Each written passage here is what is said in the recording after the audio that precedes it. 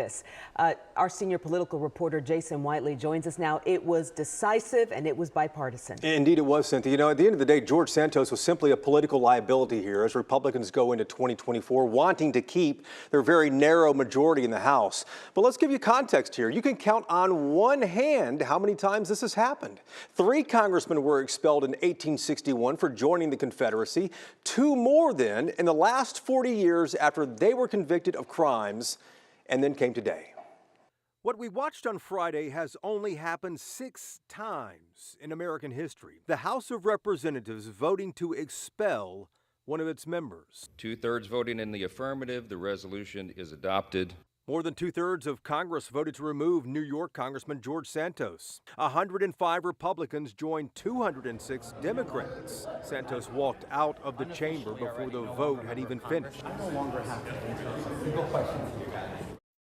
Santos is charged with using campaign money for personal expenses and charging donors credit cards without their permission. He pleaded not guilty.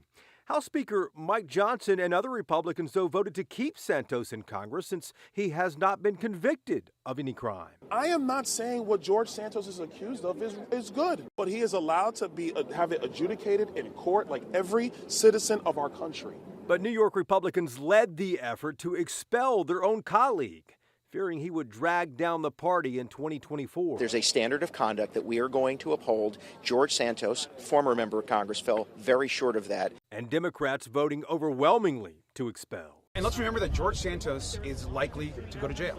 With Santos now gone, it leaves Republicans with an even slimmer majority in the House as they try to pass critical pieces of legislation in the coming weeks.